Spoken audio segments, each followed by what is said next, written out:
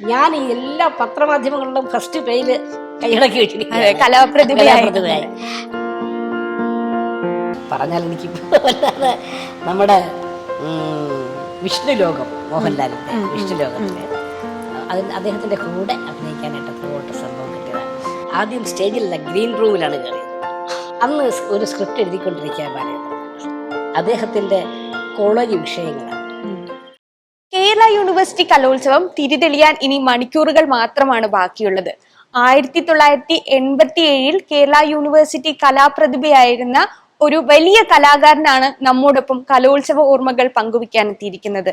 വലിയൊരു സിനിമാ നടനാണ്, അതിലുപരി വലിയൊരു മനുഷ്യ സ്നേഹിയാണ്. ഏറെ സ്നേഹത്തോടെ ഞാൻ സ്വാഗതം ചെയ്യുന്നു മലയാളികളുടെ സ്വന്തം ജോബിയെ. നമസ്കാരം ജോബി ചേട്ടാ.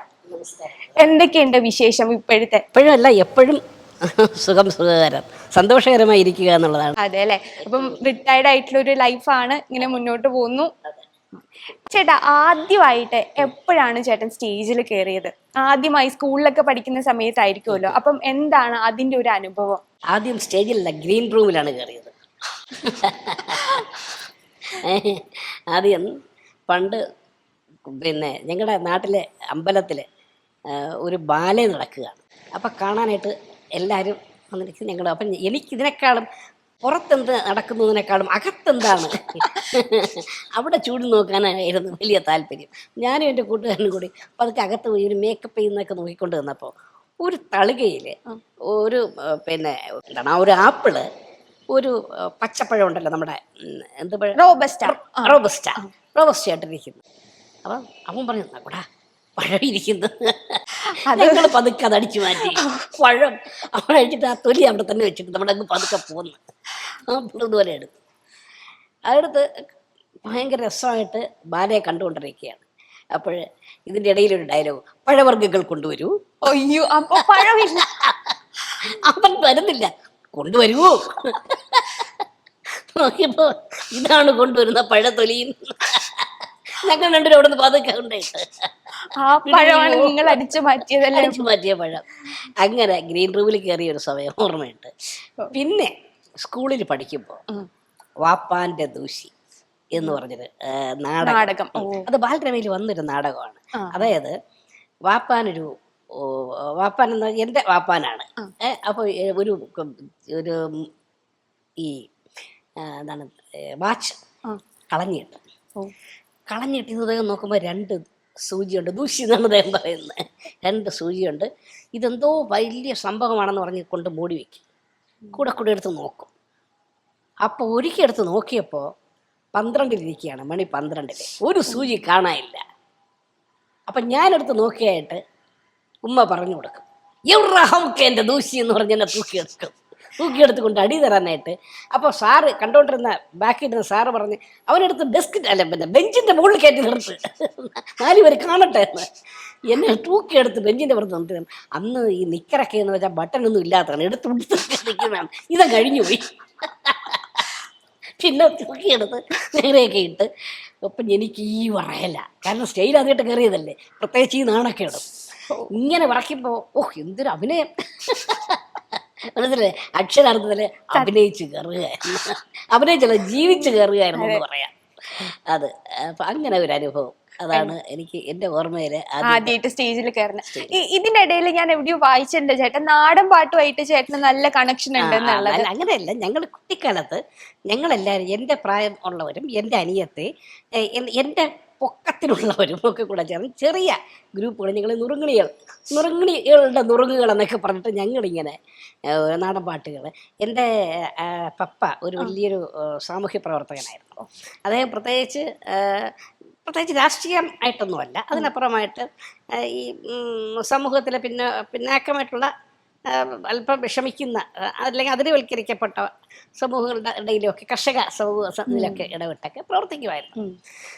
അദ്ദേഹത്തിന് ജോലി ഉണ്ടായിരുന്നു, അസിസ്റ്റന്റ് പേഴ്സണൽ ഓഫീസറൊക്കെ ആയിരുന്നു. പക്ഷേ എന്നാലും ഈ താഴേക്കിടയിലുള്ളവരെയൊക്കെ വലിയ മമതയായിരുന്നു. അപ്പം ഞങ്ങളിതുപോലെ കലാഫീൽഡിൽ പപ്പ തന്നെ എഴുതി ഒക്കെ ഓരോ സാധനങ്ങൾ വിടും. അപ്പോൾ അതൊക്കെ ഞങ്ങളിങ്ങനെ പാടി. അങ്ങനെ ഞങ്ങൾ ഇതുപോലെ ചെറിയ കർഷക സംഘങ്ങളിലും പാർട്ടി ഇതിലും അല്ലെങ്കിൽ സ്റ്റേജുകളിലും ഇങ്ങനെ എവിടെയൊക്കെ ഇത് കിട്ടും അവസരം കിട്ടുമോ അവിടെയൊക്കെ ഞങ്ങളൊരു ഹാർമോണിയും ഷാനി എന്ന് പറഞ്ഞിട്ട് ഒരു കുഞ്ഞനിയനുണ്ട്, നേരെ അനിയനല്ല, അതുപോലെ പോൾ ഡാനി ഹാർമോണി വായിക്കുന്നത്, അവരൊക്കെ ഇപ്പം പേര് കേട്ട പിന്നെ ഓർഗനിസ്റ്റാണ്. പിന്നെ എൻ്റെ അനിയത്തി വട്ടവള ജീവ പറഞ്ഞൊരു സാറുണ്ട്, അദ്ദേഹത്തിൻ്റെ മക്കൾ, അവരെല്ലാവരും കൂടെ ചേർന്ന് ഞങ്ങളിങ്ങനെ പാട്ട് പാടും. രണ്ടുവരി നമ്മുടെ പ്രേക്ഷകർക്ക് അത് ഓർക്കുന്നുണ്ടെങ്കിൽ ഒരു രണ്ടുവരി ചേട്ടാ. പൊന്നുമലമേടു തട്ടി പച്ചമുളം കാടു വെട്ടി പുഞ്ചവയലേലകളിൽ മാടു പൂട്ടി പാടുപെടും കർഷകനെ കാണുവിൻ. നാട്ടുവട്ടം വീശിയല്ലോ കോരാനുമുറങ്ങിയല്ലോ നാടുമുത്തു പാടത്തിലെ കൊറനത പോണ കണ്ടോ. വെട്ടുകത്തി കലപ്പയുമായി തുമ്പയും കുന്താലിയുമായി, വെട്ടുകത്തി കലപ്പയുമായി തുമ്പയും കുന്താലിയുമായി നാടുമുത്തു പാടത്തിലെ കൊറനത പോണ കണ്ടോ. തിന്തിനന്തൈ പാട്ടുപാടാൻ നീലികളും പോണു പിമ്പേ, തിന്തിനന്തൈ പാട്ടുപാടാൻ നീലികളും പോണു പിമ്പേ. പൊന്നുമലമേടു തട്ടി പച്ചമുളം കാടു വെട്ടി പുഞ്ചവയലേലകളിൽ മാടു പൂട്ടി പാടുപെടും കർഷകനെ കാണുവിൻ, പാടുപെടും കർഷകനെ കാണുവിൻ. പാടുപെടുന്ന കർഷകനെ നമ്മളിപ്പോൾ കണ്ടുകൊണ്ടിരിക്കും. ആഹാരം അന്നം തരുന്നവരാണ് അവരെ. ഈ അവരുടെ ഈ കഷ്ടതകൾ അവസ്ഥ കാണുമ്പോൾ ശരിക്കും ഭയങ്കര ഇന്നും അത് കാലിക പ്രസക്തമായ സംഭവങ്ങളായിക്കൊണ്ടിരിക്കുന്നു എന്നുള്ളതാണ് യാഥാർത്ഥ്യം. അതെ അതെ തീർച്ചയായും. ചേട്ടാ പിന്നീട് അങ്ങോട്ടേക്കെന്ന് വെച്ച് കഴിഞ്ഞാൽ കോളേജ് കാലഘട്ടമാണ്, അന്നേരമാണ് ചേട്ടൻ സിനിമയിലോട്ടൊക്കെ കടന്നു വരുന്നത്. 1987 കലാപ്രതിഭയ്ക്കായിരുന്ന സമയത്ത്. അപ്പം എങ്ങനെയായിരുന്നു ആ ഒരു കാലഘട്ടം? ഞങ്ങള് കൂട്ടുകാരുടെ ഒരു വലിയ കൂട്ടം തന്നെയാണ്. എനിക്കറിയാം ചേട്ടന് ഒരുപാട് സുഹൃത്തുക്കൾ ഉണ്ടെന്നുള്ളത്. ഏറ്റവും വലിയ സമ്പത്ത് എന്ന് പറയുന്ന കൂട്ടുകാരാണ്. അങ്ങനെ അപ്പൊ അവർ എല്ലാവരും സ്പിരിറ്റ് ആണല്ലോ, അല്ലാതെ നമുക്ക് പ്രത്യേകിച്ച് കലാപരമായ കഴിവുകളുണ്ടോ എന്നൊക്കെ പിന്നെയാണ് നമ്മൾ തിരിച്ചറിയുന്നത്. ആദ്യം പങ്കെടുക്കുക എന്നുള്ളതാണ്. അപ്പോൾ ഇവർ സ്പിരിറ്റ് കേൾക്കുമ്പോൾ എടാ നീ അത് ഇതെടുക്കുന്നൊക്കെ പറഞ്ഞ് എന്നെ ഒരുപാട് പേര് അന്ന് എനിക്ക് ഓർമ്മയുണ്ട്. സാബുരാജ്, ഷാജി, ഫ്രാൻസ് ചേട്ടൻ ഇവരൊക്കെ നാടകത്തിലൊക്കെ എന്നെ ഒത്തിരി ഹെൽപ്പ്. ഒരുപാട് നാടകത്തിൽ ചേട്ടൻ അഭിനയിച്ചിട്ടുണ്ട്. എനിക്ക് 10ാം ക്ലാസ്സിൽ പഠിക്കുമ്പോൾ തന്നെ ദീപം എന്ന് പറഞ്ഞൊരു നാടകത്തിൽ അന്ന് ജില്ലയിൽ ബെസ്റ്റ് ആക്ടറായിട്ട് എനിക്ക് കിട്ടിയിട്ടുണ്ടായിരുന്നു. പണ്ട് മുതൽക്കേ നാടകങ്ങളല്ലേ? അതെ, അത്തരം നാടകങ്ങളുമായിട്ടൊക്കെ ബന്ധപ്പെട്ട് നാടകം ഭയങ്കര ഇഷ്ടമാണ്. നാടകങ്ങളും mono act, mimicry, fancy dress, കഥാപ്രസംഗം, അങ്ങനെ കുറേ ഐറ്റംസ്. അന്നത്തെ ഐറ്റംസ്, അന്ന് മൈമും സ്കിറ്റൊന്നും ഇല്ല. ഇത്ര ഈ ഉള്ളതിലൊക്കെ പങ്കെടുക്കുക എന്നുള്ളതാണ്. അപ്പോൾ അങ്ങനെ പങ്കെടുത്ത് മത്സരങ്ങൾക്കൊക്കെ സമ്മാനങ്ങൾ വാങ്ങി. അതൊരു സ്പിരിറ്റാണ്. കലാപ്രതിഭ എന്ന് പറയുമ്പോൾ 1 or 2 ഐറ്റം അല്ല, കുറെ അധികം ഐറ്റം ഉണ്ടാവും. അതെ, ആ ഐറ്റത്തിലങ്ങ് ചേരും. ചേട്ടൻ അന്ന് എന്തൊക്കെ ഐറ്റം ആയിരുന്നു ഉണ്ടായിരുന്നത്? ഞാനന്ന് ചേർന്നത് mimicry, mono act, fancy dress, കഥാപ്രസംഗം തുടങ്ങിയ ഐറ്റങ്ങളൊക്കെ ചേരുന്നു. ഗ്രൂപ്പ് സോങ്ങിലൊക്കെ ഇവരുടെ കൂടെ നിന്ന് പാടാൻ ശ്രമിക്കും. അങ്ങനെയല്ലേ? അപ്പോ കഥാപ്രസംഗം എന്ന് പറഞ്ഞപ്പോ ചേട്ടാ അതിന്റെ എന്തെങ്കിലും ഓർമ്മ ഉണ്ടെങ്കിലും ഒന്ന് അവതരിപ്പിക്കാവോ? കഥാപ്രസംഗത്തിലൊന്ന് കൊടികൾ മാറുകയാണ്, വയലാറിന്റെ. ആ കൊടികൾ മാറുകയാണ്. ഞാൻ കഥാപ്രസംഗത്തിൽ എനിക്ക് എൻ്റെ നേരത്തെ പറഞ്ഞ സാബുരാജ് എന്ന് പറഞ്ഞ ഫ്രണ്ട് ഒക്കെ ചേർന്ന് ചിട്ടപ്പെടുത്തി തന്നു. അപ്പോൾ ഞാനത്, അതായത് കാലത്തിനനുസരിച്ച് കൊടികൾ മാറുകയാണ്. അപ്പോൾ കൊടികൾ തയ്ക്കാനായിട്ട് നമ്മുടെ ചാക്കോ മേസ്ത്രിയാണ് തയ്യൽക്കാരൻ. അയാൾ ആ നാട്ടിൽ വന്ന് ആ കൊടികളിങ്ങനെ മാറി ഓരോ പ്രാവശ്യം മാറ്റി തയ്ക്കുകയാണ്. നാൽക്കവലയിലെ തയ്യൽ കടയിൽ ചാക്കോ മേസ്തിരി തയ്ക്കുന്നു, നാൽക്കവലയിലെ തയ്യൽ കടയിൽ ചാക്കോ മേസ്തിരി തയ്ക്കുന്നു, നാറ്റത്താടും തൊങ്ങലുടുപ്പുകൾ കാഴ്ചക്കാരെ വിളിക്കുന്നു, കാറ്റത്താടും തൊങ്ങലുടുപ്പുകൾ കാഴ്ചക്കാരെ വിളിക്കുന്നു എന്നൊക്കെ പറഞ്ഞിട്ട് പോകുന്ന കുറേ സംഭവങ്ങൾ, വിശേഷങ്ങൾ എനിക്ക് ഓർമ്മയില്ല. ഞാൻ ഓർത്തിട്ടൊക്കെ പാടുകയാണ്. ഇതിന് ശേഷമാണ് ചേട്ടൻ സിനിമയിലോട്ട് കടന്നു വരുന്നത്. അപ്പോൾ ബാലചന്ദ്ര മേനോൻ സാറാണ് ചേട്ടൻ ആദ്യം സിനിമയിലോട്ട് കൊണ്ടുവരുന്നത്. അതെങ്ങനെയായിരുന്നു? ആ ഒരു മാറ്റം എങ്ങനെയായിരുന്നു? കലോത്സവം അന്ന് നമ്മളിങ്ങനെ നിറഞ്ഞു നിൽക്കുകയാണ്. പിന്നെ നമ്മുടെ പത്രങ്ങളിലെ ഫ്രണ്ട് പേജിലെ വാർത്ത അതാണ്. അപ്പോൾ ഇതൊക്കെ കണ്ടിട്ട് അന്ന് ഒരു സ്ക്രിപ്റ്റ് എഴുതിക്കൊണ്ടിരിക്കുക ബാലചന്ദ്ര മേനോൻ. അദ്ദേഹത്തിൻ്റെ കോളേജ് വിഷയങ്ങളാണ്. അപ്പോൾ കോളേജ് വിഷയമാകുമ്പോഴത്തേക്ക് പ്രത്യേകിച്ച് ഞാൻ ഈ എല്ലാ പത്രമാധ്യമങ്ങളിലും ഫസ്റ്റ് പേജിൽ കൈയടക്കി വെച്ചിരിക്കുകയാണ്, കലാപ്രതിഭയായി. അപ്പോൾ കൊള്ളാമല്ലോ. അപ്പോൾ എന്നെ ഒരു assistant director doctor Thomas Mathew, അദ്ദേഹം ഇന്ന് അദ്ദേഹത്തിൻ്റെ കാര്യങ്ങൾ പിന്നെ പറഞ്ഞു വരാം. ഇന്ന് DMOയുടെ ഡയറക്ടറാണ്, ഡിസ്ട്രിക്ട് മെഡിക്കൽ ഓഫീസറാണ്. അദ്ദേഹം എന്നെ ഒന്ന് വിളിക്കുകയും SMCയിൽ കൊണ്ടുപോയി ഇങ്ങനെ ചെയ്യാമോ എന്നൊക്കെ ചോദിച്ചു. അങ്ങനെ അന്ന് പിന്നെ ഇദ്ദേഹമാണ് എല്ലാം. സിനിമ മൊത്തം മുടക്കി വാങ്ങിക്കൊണ്ടിരിക്കുന്നത് രവീന്ദ്രനാഥ് സാറായിരുന്നു. അപ്പം അങ്ങനെയാണ് അതിനകത്ത്. അപ്പം കലോത്സവത്തിൽ നിന്നാണ് സിനിമയിലോട്ടുള്ള ഞാൻ ഇങ്ങോട്ടേക്ക് വരുന്നത്. അതിനു മുമ്പ് എനിക്കൊരു ശ്രദ്ധ വേണമല്ലോ, കോളേജിലൊരു ശ്രദ്ധ കിട്ടണമല്ലോ. അപ്പം ഞാൻ അതിന് ഈ നാടൻ പാട്ടുകളുടെ ഇത് പിടിച്ചിട്ട് എനിക്ക് KS ജോർജിൻ്റെ കൂടെയൊക്കെ പാടാനായിട്ടൊരു അവസരം കിട്ടും. അവരുടെ തെരുവ് ഗാനമേളകളിൽ ഈ നമ്മുടെ കൂടെ പാടുന്നതിന് വട്ടവള ജയകുമാർ എന്ന് പറഞ്ഞ സാറിൻ്റെ മക്കളുണ്ട്. അപ്പം അദ്ദേഹം ജേർണലിസ്റ്റാണ്. അപ്പം അദ്ദേഹം വഴി ശാസ്താംകോട്ട ലിയോൺ ശാസ്താംകോട്ട എന്ന് പറഞ്ഞ അദ്ദേഹത്തിൻ്റെ കൂടൊപ്പം ഞാൻ ഈ പിന്നെ ഇവരോടൊപ്പം ചിങ്കി അടിക്കാം, ചിങ്കി അടിക്കാനായിട്ട്. അപ്പം KS ജോർജ് എന്ന് പറഞ്ഞാൽ അറിയാമല്ലോ, അത്തരം കലാപ്രതിഭ തന്നെ. വള്ളിമലർക്കാവുകളിൽ വള്ളികളിൽ ഊഞ്ഞലാടും തെന്നലേ തെന്നലേ ഇളവില്ല വെയിൽവാർന്ന് നിറമാടി നിലമാട് നിവറാനും നേരമില്ല തെന്നലേ തരിവാള ചിരികൊട്ടും ചുടുകയിൽ ചന്ദനവും പനിനീരും കൊണ്ടുവരൂ തെന്നലേ തെന്നലേ. അപ്പം അദ്ദേഹത്തിൻ്റെ കൂടെ എന്ന് പറയുമ്പോൾ വലിയ സ്വപ്നമാണ്. അദ്ദേഹം KPSC ലളിത അവരുടെ കൂടെ നാടൻ ഈ തെരുവ് ഗാനമേളയ്ക്ക് അവർ തെരുവിന്ന് പൈസ സമ്പാദിച്ചു കൊടുക്കുന്നു, ഒരു തെരുവിലെ പിള്ളേർക്ക് വേണ്ടി കൊടുക്കുന്നു ഉള്ളൊരു. അപ്പം അതിനകത്ത് എനിക്ക് ഇങ്ങനെ ചിരി അടിക്കാൻ കിട്ടി.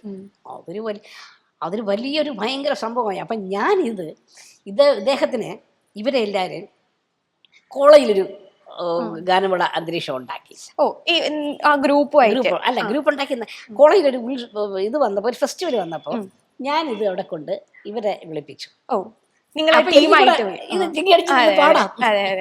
അങ്ങനെ കലോത്സവത്തിൻ്റെ ഇതിൽ അതൊക്കെ എനിക്ക് ഇപ്പോഴും സ്വപ്നാടകരെ മാനവ ജീവിത സത്യാന്വേഷികളെ ഈ കലോത്സവ വീതിയിൽ ഇങ്ങനെ നിൽപ്പൂ നിങ്ങൾ. അപ്പൊ കലോത്സവ വേദിയിൽ നമ്മൾ നിൽക്കുകയാണ്. അതിന്റെ ഒരു സുഖം ഉണ്ടല്ലോ, വല്ലാത്തൊരു മെമ്മറിയാണ്. അതെ. അപ്പൊ എൻ്റെ കോളേജിലായതുകൊണ്ട് തന്നെ സ്വാഭാവികമായിട്ടും എനിക്ക് കൂടുതൽ വെയിറ്റ് തന്ന് അദ്ദേഹം എന്നെപ്പറ്റി പൊഴുതി പറയുമ്പോഴൊക്കെ എനിക്ക് അയ്യോ സ്വർഗം കിട്ടിയത് പോലെയാണ്. അപ്പോൾ കലോത്സവമായിട്ട് ബന്ധപ്പെട്ട് ഒക്കെയാണ് അത് പാടി തുടങ്ങിയത്. കളഞ്ഞു പോയ ജീവിതമൂല്യം കണ്ടുപിടിക്കണം, കളഞ്ഞു പോയ ജീവിതമൂല്യം കണ്ടുപിടിക്കണം, വരുന്ന നാളെയ വരവേൽക്കാനായി ഒരുങ്ങി നിൽക്കണം, നമ്മൾ ഒരുങ്ങി നിൽക്കണം. സ്വപ്നാടകരെ എന്ന് പറയുന്ന സാധനങ്ങൾ. പിന്നെ മാറുക മതങ്ങളെ വഴിമാറുക മതങ്ങളെ മണ്ണിൽ സ്വർഗം പടുത്തുയർത്തിയ മനുഷ്യപുത്രനിതാ ഇതാ ഇതാ എന്ന് പറഞ്ഞ് നിർത്തുന്നത്. 7-14 ലോകം അതിൻ്റെ ആണോ മാറിപ്പോയതോന്നാണെന്ന് എനിക്കറിയില്ല. അങ്ങനെ കോളേജിൽ ഷൈൻ ചെയ്തു. അയ്യോ, അങ്ങനെയാണ് കോളേജിൽ. പിന്നെ പതുക്കെ കോളേജിൻ്റെ ഓരോ ഇടനാഴിയിലും ഒക്കെ നമ്മൾ തന്നെ അങ്ങനെ ആളുകളുടെ ഫുൾ അറിഞ്ഞു തുടങ്ങിയ ഒരു സമയം അല്ലേ? അങ്ങനെയാണ് കലാപ്രതിഭയാകുന്നത്. പിന്നെ അതിനുശേഷം നമ്മളെ കൊണ്ട് നടക്കാൻ തുടങ്ങി. എല്ലാവരും ഈ ഇത്തരം പ്രോഗ്രാംസൊക്കെ വരുമ്പോഴും ഒക്കെ നമ്മൾ വളരെ സജീവമായിട്ട് നിൽക്കുകയും ഒക്കെ. പിന്നെ യൂത്ത് ഫെസ്റ്റിവൽ വരുമ്പോഴും ഒക്കെ യുവജനോത്സവ വേദിയാണ് എന്നെ ഞാനാക്കി മാറ്റിയത്. അതെ ചേട്ടാ, അപ്പം ഇങ്ങനെയൊക്കെ ഉള്ളൊരു സാഹചര്യത്തിൽ ഒരുപാട് സൗഹൃദങ്ങൾ ഉണ്ടാവുമല്ലോ. അപ്പം ചേട്ടൻ്റെ കലാലയ ജീവിതത്തിൽ ഉണ്ടായിട്ടുള്ള സൗഹൃദങ്ങൾ എങ്ങനെയായിരുന്നു? അയ്യോ, അത് പറഞ്ഞാൽ ഒരുപാട് പേരുണ്ട്. നമ്മൾ എണ്ണി പറയുകയാണെങ്കിൽ, കാരണം എല്ലാവരും എൻ്റെ സൗഹൃദ കൂട്ടങ്ങളായിരുന്നു. ഞാൻ ജിയോഗ്രഫിയിലായിരുന്നു പഠിച്ചത്. അപ്പം ഭൂമിശാസ്ത്രം അടിസ്ഥാനമായിട്ട് തന്നെയൊക്കെയാണ്. അപ്പം കോളേജിൽ തന്നെ എൻ്റെ ക്ലാസ്സിലെ പിള്ളേർ അവരെല്ലാവരും തന്നെ നല്ല സുഹൃത്തുക്കളായിരുന്നു. എല്ലാവരും സുഹൃത്തുക്കളായിരുന്നു. പിന്നെ അപ്പോൾ ഞാൻ പ്രൊഫഷണൽ ട്രൂപ്പിൽ വന്ന് പോയി തുടങ്ങി.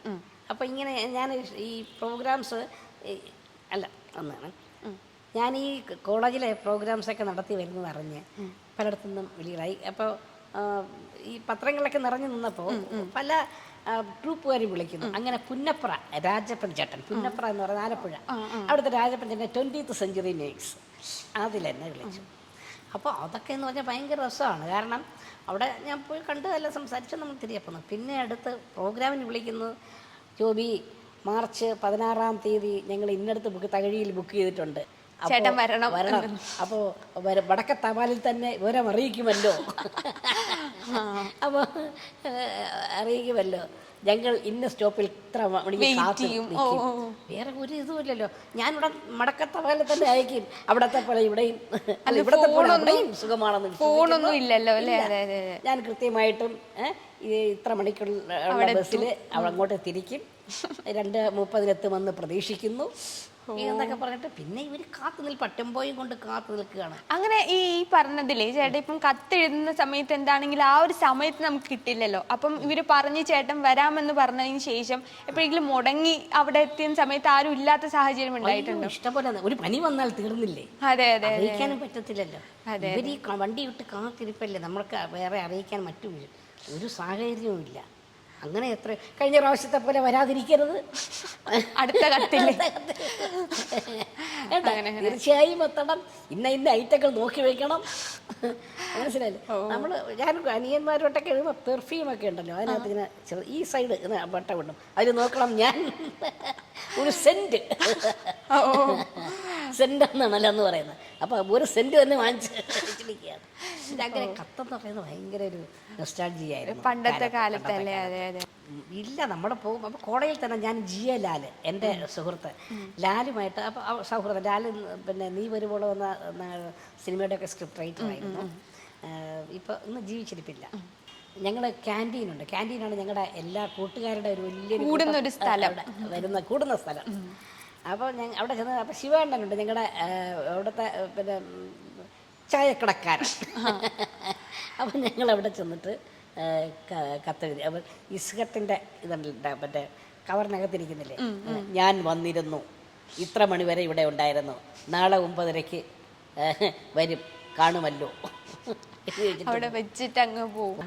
അങ്ങനെയാണ് നമ്മൾ തമ്മിൽ അറിയുന്നത്. വന്നു എന്നൊക്കെ എൻ്റെ പപ്പ പറഞ്ഞിട്ടുണ്ട്. അവർ സ്കൂളിൽ പഠിച്ചിരുന്നപ്പോൾ ഇവർ കൂട്ടുകാർ വന്നു. അപ്പം നടന്നാണ്, നേരത്തെ നടന്നാണ് ഇവിടെ ട്രിവാൻഡ്രത്ത് സ്കൂളിൽ പഠിച്ചിരുന്നു. അപ്പോൾ അവർ വരുമ്പോൾ ഇതുണ്ടല്ലോ തൂണ്, ചുമട് തൂണ്, ചുമട് താങ്ങി ഉണ്ടായിരുന്നു. അപ്പൊ ചുമട് താങ്ങിയുടെ താഴെ ഒരു കല്ലെടുത്ത് വെക്കും. അപ്പൊ ഒരാൾ വന്നെന്നറിഞ്ഞു, മനസ്സിലായി. മറ്റേ ആൾ വരുമ്പോൾ അടുത്ത ആൾ അടുത്ത കല്ലെടുത്ത്. അപ്പൊ മൂന്നാമത് എന്ന് പറയും, 2 പേര് വന്ന്. അങ്ങനെയാണ് മനസ്സിലാക്കിയത്. ഇതൊക്കെയാണ് പഴയ ഓർമ്മകളൊക്കെ. അതിനൊക്കെ ഒരു വല്ലാത്തൊരു അല്ലേ, മധുരമാണ് ശരിക്കും എപ്പോഴും. അതുമൊക്കെ കടന്നാണ് ഇന്നീ കാണുന്ന ഈ സുഖങ്ങളിലേക്കൊക്കെ നമ്മൾ വരുന്നത്. നമുക്കിത് കേട്ട് കേൾവി മാത്രമേ ഉള്ളൂ. നമ്മൾ ഇപ്പോഴത്തെ ഒരു കാലഘട്ടത്തിൽ ഇതൊന്നും ഇല്ലല്ലോ. ഫുൾ ഫോണല്ലേ, ഒരു 2 സെക്കൻഡിന്റെ കാര്യമല്ലേ ഉള്ളൂ. അങ്ങനെ ചേട്ടാ, അപ്പോ നമ്മുടെ സിനിമയിലോട്ടുള്ള പ്രവേശനം, അപ്പൊ ചേട്ടൻ പറഞ്ഞല്ലോ, അപ്പൊ ആദ്യത്തെ സിനിമ ഏതായിരുന്നു? അച്ചുവേട്ടന്റെ വീട്. അതിലത്തെ ഒരു ക്യാരക്ടറിനെ പറ്റി ചേട്ടന് ഓർമ്മയുണ്ടോ? അദ്ദേഹത്തിന്റെ ബാലചന്ദ്രൻ അദ്ദേഹത്തിന്റെ റൂംമേറ്റ് ആയിരുന്നു. അപ്പൊ ഞാൻ അടുത്ത വീട്ടില് നമ്മൾ ഹോസ്റ്റലിലാണ് താമസിക്കുന്നത്. ഹോസ്റ്റലിൻ്റെ അപ്പുറത്ത് ഒരു നെടുമുടിയും രോഹിണി ഹട്ടങ്കടി, അന്ന് ഗാന്ധി സിനിമയിൽ കസ്തൂർബേട്ട അഭിനയിച്ചു രോഹിണി ഹട്ടങ്കടി. ഇവർക്ക് 2 മക്കളുണ്ട്, നടി രോഹിണിയും ഒരു കൊച്ചു മോളും, നഴ്സറി പഠിക്കുന്ന മോളും, 1-2 എന്തോ. അപ്പോൾ ഈ കോളേജിൽ പഠിക്കുന്ന കുട്ടിയുള്ള വീടാണ്. അപ്പം ഇപ്പുറത്ത് മെൻസ് ഹോസ്റ്റലും കൂടി ആയാലുള്ള സംഭവം അറിയാം. ഇവിടെ നമ്മൾ അദ്ദേഹത്തിനെന്ന് വെച്ചാൽ ഹാർട്ട് അറ്റാക്ക് കൂടുകയാണ്, കൂടുകയാണ്. ഞാൻ ടെൻഷൻ. കാരണം ഇത് മക്കളെ ഭയങ്കര സ്ട്രിക്റ്റായിട്ട് വളർത്തുന്ന യക്ഷിയാണ്. ഞാൻ അടുത്ത വീട്ടിൽ പിന്നെ ഇവിടെ കിണർ ഇവിടെയേ ഉള്ളൂ. വെള്ളം തീരുമ്പോൾ ഞാൻ മതിലെടുത്തിയാണ് ഇവിടെ വന്നാണ് കുളിക്കുന്നത്. അപ്പോൾ കുളിച്ചുകൊണ്ടിരിക്കുമ്പോൾ ആദ്യം വിരട്ടി വിടും, മേലാൽ ഇതിനകത്ത് കയറി പോകരുമെന്നൊക്കെ പറഞ്ഞിട്ട് വിടും. അടുത്ത ദിവസം ഞാൻ വന്ന് ഇതിനെ വെള്ളം കുളിച്ചുകൊണ്ടിരിക്കുമ്പോൾ സോപ്പ് തേച്ച് പാടിയൊക്കെ സോപ്പിച്ചുകൊണ്ടിരിക്കുമ്പോൾ ഇദ്ദേഹം വന്ന് കപ്പയും കയറാൻ കഴിച്ചുകൊണ്ട് പോകും. അങ്ങനെ ഞാൻ വന്ന് മുടക്കിയാണ് ഇവിടുത്തെ അണിക്കയിൽ ഇളകുന്നത്, ഒക്കെ പ്രശ്നങ്ങളുണ്ടാകുന്നത്. അപ്പോൾ അതിനകത്തൊരു മെയിൻ ക്യാരക്ടറായിരുന്നു ആദ്യമേ തന്നെ അങ്ങനെ വരാൻ. ഏകദേശം എത്ര സിനിമകളിൽ ചേട്ടൻ ചെയ്തിട്ടുണ്ടാവും? അത് നോക്കി വിഷമിക്കുന്ന ഇതാണ്. ഒരു 10-30-35 ചെയ്തതിൽ 2018 മണ്ണാങ്കട്ടയും കരിയിലെയും സിനിമയ്ക്ക് ചേട്ടന് സ്റ്റേറ്റ് അവാർഡ് കിട്ടിയിട്ടുണ്ടായിരുന്നു. അപ്പം അതെങ്ങനെയായിരുന്നു? അതിൻ്റെ ക്യാരക്ടർ എങ്ങനെയായിരുന്നു? അത് അരുൺ സാഗർ എന്നാണ് ഡയറക്ടറുടെ പേര്. അപ്പം നമുക്കൊരു ചെറിയ സിനിമ ചെയ്യാം. ചെറിയ സിനിമയെന്ന് വെച്ചാൽ ചെറിയ കാശുണ്ട്, ഞാൻ കാശൂടെ പറയുന്നില്ല, അങ്ങനെ തുടങ്ങാം എന്ന് വിചാരിച്ചു. അപ്പം ഞാൻ വിചാരിച്ചു നമുക്ക് എന്തായാലും തുടങ്ങുന്നു, എന്നാൽ പിന്നെ നമ്മുടെ കൂട്ടുകാരെ നോക്കട്ടെ, നമുക്ക് കുറച്ചുകൂടെ പൈസ നമുക്ക് ചിലവാക്കി ചെയ്യാൻ പറ്റുമെന്നൊക്കെ അങ്ങനെ നമ്മുടെ യാദൃച്ഛികമായിട്ടൊക്കെ സംഭവിക്കുന്നതാണ് ഇതൊക്കെ. അങ്ങനെ നമ്മുടെ പോൾ, അതായത് അദ്ദേഹം ലണ്ടനിലാണ്. അപ്പം പോൾ ഇങ്ങോട്ട് തന്നെ പറഞ്ഞു ഞാൻ പൈസ മുടക്കാം എന്ന് പറഞ്ഞ്, ഇത് നല്ലതായിട്ട് ചെയ്യ് എന്ന് പറഞ്ഞുകൊണ്ട് ഇങ്ങോട്ടേക്ക് വന്നു. അതൊരു വലിയൊരു എന്താണ് ഒരു സൗഹൃദത്തിനും ഒരു വലിയൊരു നല്ലൊരു സിനിമയ്ക്കും ഒക്കെ വഴിതെളിച്ചു ഇങ്ങനെ പര്യവസാനം. അങ്ങനെയാണ് ആ ഒരു സിനിമ ഉണ്ടാവുന്നത് അല്ലേ? ഓക്കെ ചേട്ടാ, പിന്നെ ചേട്ടൻ്റെ ഒരു ഔദ്യോഗിക ജീവിതം കഴിഞ്ഞ വർഷമാണ് KSF നിന്ന് ചേട്ടൻ റിട്ടയർഡ് ആയത്. അപ്പം ഒരു കലയും അതുപോലെ തന്നെ ഒരു ജോലി മുന്നോട്ട് കൊണ്ടുപോകാന്നുള്ളൊരു ചില്ലറ കാര്യമല്ല. അപ്പം അതെങ്ങനെയായിരുന്നു ചേട്ടൻ കൊണ്ടുപോയിക്കൊണ്ടിരുന്നത്? ഞാനൊന്നാമത് ഫിനാൻഷ്യൽ സ്ഥാപനത്തിലാണ് വർക്ക് ചെയ്തത്. പ്രത്യേകിച്ച് മാനേജറൊക്കെ ആകുമ്പോൾ സ്ട്രിക്റ്റ് ആയിട്ട് നമുക്ക് ലീവ് എടുക്കാൻ വളരെ ബുദ്ധിമുട്ടും. അതുകൊണ്ട് തന്നെ പല എനിക്ക് കിട്ടിയ അവസരങ്ങളും മുടങ്ങിയിട്ടുണ്ട്. എങ്കിലും അഡ്ജസ്റ്റ് ചെയ്ത് വിടാതെ ഞാൻ കൊണ്ടുപോക്കും, അഡ്ജസ്റ്റ് ചെയ്ത് പൊയ്ക്കൊണ്ടിരുന്നു. അത് പിന്നെ അത്രത്തോളം എനിക്ക് അഭിനയിക്കാൻ പറ്റിയില്ല എങ്കിലും കുറച്ച് സിനിമകളിലൊക്കെ ആയിട്ട് പറ്റുന്ന രീതിയിലൊക്കെ അങ്ങനെ അതിനെ അഡ്ജസ്റ്റ് ചെയ്ത് കൊണ്ടുപോയി എന്നുള്ളതാണ് സത്യം. അപ്പോൾ ചേട്ടന് ഇപ്പോൾ പറഞ്ഞല്ലോ ചേട്ടന് അഭിനയിക്കാൻ പറ്റാതെ പോയി സിനിമകൾ ഉണ്ടായിരുന്നു എന്നുള്ളത്. അപ്പം അതിലേതെങ്കിലും ചേട്ടന് ഒരുപാട് വിഷമിച്ചിട്ടുള്ള ഏതെങ്കിലും എടുത്ത് പറയാവുന്ന സിനിമ ഉണ്ടോ? ഏതെങ്കിലും ഒരു അവസരം? ജോലി ഉള്ളപ്പോഴും പോലും അല്ല, അതാണ് അതിനേക്കാൾ ഭയങ്കര സങ്കടമായി പോയത്. ഏതായിരുന്നു ചേട്ടൻ? അതായത് പറഞ്ഞാൽ എനിക്ക് അല്ലാതെ നമ്മുടെ വിഷ്ണു ലോകം, മോഹൻലാലിൻ്റെ വിഷ്ണു ലോകത്തിൽ അദ്ദേഹത്തിൻ്റെ കൂടെ അഭിനയിക്കാനായിട്ട് എത്രയോട്ട് സംഭവം കിട്ടിയതാണ്. നമ്മുടെ പിന്നെ മേനകാ സുരേഷ് അദ്ദേഹമായിരുന്നു പ്രൊഡ്യൂസർ വിളിച്ചത്. പക്ഷേ അതിനു മുമ്പ് എനിക്ക് മെയിൻ റോളായിട്ട് അഭിനയിക്കാനായിട്ട് ഒരു സിനിമ നമ്മൾ കോളേജിൽ പഠിക്കുന്ന അവസരത്തിൽ തന്നെ കലാപ്രതിഭയൊക്കെ ആയി കഴിഞ്ഞ് ഈ അച്ഛൻ്റെ വീട് കഴിഞ്ഞപ്പോൾ തന്നെ എനിക്ക് TK രാജീവ് കുമാർ അദ്ദേഹത്തിൻ്റെ ഒരു സിനിമ, അദ്ദേഹത്തിൻ്റെ ഡ്രീം പ്രോജക്റ്റ് ആയിരുന്നു ഇത് വാസ്തവത്തിൽ. അപ്പോൾ കവല്ലൂർ രവികുമാർ അദ്ദേഹമായിരുന്നു ഇതിൻ്റെ സ്ക്രിപ്റ്റ് റൈറ്റർ. അപ്പോൾ അദ്ദേഹം ഇതെല്ലാം റെഡിയായി, എല്ലാം നമ്മൾ പറഞ്ഞു വെച്ചെല്ലാം. അപ്പോൾ എന്നോട് പറഞ്ഞു ഇത് അഭിനയിച്ചതിന് ശേഷം മതി മറ്റുള്ളതിൽ, കാരണം ഇതിന് ഒരു ഇത് കിട്ടുമല്ലോ, പഞ്ച് കിട്ടുമല്ലോ. അത് കാരണം അപ്പം അദ്ദേഹം വളരെ ഉറച്ചൊന്നും പറഞ്ഞതല്ല, പക്ഷെ ഞാനത് കാര്യമായിട്ടങ്ങെടുത്ത് പിന്നെ അഭിനയിക്കാൻ പോകുന്ന തിരക്കേടില്ല, എന്നാലും അഭിനയിക്കാതിരിക്കുന്നതാണെന്നല്ല എന്നേ പറഞ്ഞുള്ളൂ. പക്ഷെ ഞാൻ ശരി അപ്പോൾ അത് കഴിഞ്ഞിട്ട് മതി എന്നുള്ളതിൽ ഇതൊക്കെ വിട്ടു. അങ്ങനെ കുറേ ഇത്തരം കുറേ പടങ്ങൾ, നല്ല പടങ്ങൾ ആ സമയത്ത് പോയിട്ടുണ്ട്. ഈ മോഹൻലാലിന്റെ കൂടെ പിന്നീട് ചേട്ടൻ അഭിനയിച്ചിട്ടുണ്ടല്ലോ അല്ലേ? വാമനപുരം, ബസ് റൂട്ട് തുടങ്ങിയ ചിത്രങ്ങളിലൊക്കെ ചേട്ടന് അഭിനയിക്കാൻ പറ്റിയല്ലോ അല്ലേ? അതെ, അഭിനയിക്കാൻ പറ്റിയെന്ന് മാത്രമല്ല അദ്ദേഹമായിട്ട് നല്ലൊരു ബന്ധം സ്ഥാപിക്കാനും പറ്റി. ഇപ്പോഴും അങ്ങനെ തന്നെയാണ്. അപ്പോൾ ചേട്ടാ മമ്മൂട്ടിയുമായിട്ടുള്ള ബന്ധം എങ്ങനെയാണ്? ഇതുപോലെ തന്നെയാണ്. ഞാൻ അമ്മയുമായിട്ട് സംഘടനയിലുണ്ടല്ലോ, അതുകൊണ്ട് തന്നെ ഇവരെല്ലാം രണ്ടുപേരുമായിട്ട് ഒരേ ബന്ധമാണ്. ഞാനൊരിക്കൽ ഒരു വെള്ളി നക്ഷത്രം മാസികയിൽ ഓണം കവർ സ്റ്റോറിയായിട്ട് മമ്മൂട്ടി അന്ന് ലോഹിദാസിൻ്റെ ഒരു സിനിമയിൽ അഭിനയിച്ചുകൊണ്ടിരിക്കുക, സാഗരം സാക്ഷി. അപ്പോൾ അതിനകത്ത് അപ്പോൾ അവിടെ ചെന്നിട്ട് ഈ 4 പുലികളായിട്ട് 4 പുലികൾ, ഞാൻ വേട്ടക്കാരനായിട്ട് ഈ മമ്മൂട്ടി വെടിവെക്കാൻ വരുന്നത്. അങ്ങനെ ഇദ്ദേഹം ചെണ്ടയായിട്ടാണ്, ലോഹിദാസ് ചെണ്ടയായിട്ട് നിൽക്കുന്നത്. അങ്ങനെ കുറേ ഫോട്ടോ സെക്ഷൻ, വെള്ളി നക്ഷത്രത്തിലെ എല്ലാ അന്നത്തെ ഒരു 7-8 പേജ് ഇത് മാത്രമല്ല മുഖചിത്രവും ഇത് തന്നെയായിരുന്നു. അങ്ങനെ ഒരു ഭയങ്കര സ്റ്റോറിയൊക്കെ ഉണ്ടാക്കി ഞങ്ങൾ ചെയ്തിട്ടുണ്ട്. പിന്നെ അല്ലാതെ തന്നെ എന്നെ വലിയ സ്നേഹമാണ്, വലിയ കാര്യം. ചേട്ടൻ നമ്മൾ ചേട്ടൻ എന്ന് പറയുന്ന സമയത്ത് വലിയൊരു മിമിക്രി കലാകാരൻ കൂടെയാണ്. അപ്പം അതിൻ്റെ ഓർമ്മകൾ എങ്ങനെയായിരുന്നു? മിമിക്രി എന്ന് പറയുന്നത് എൻ്റെ പോക്കറ്റ് മണി മാത്രമല്ല, കാലത്ത്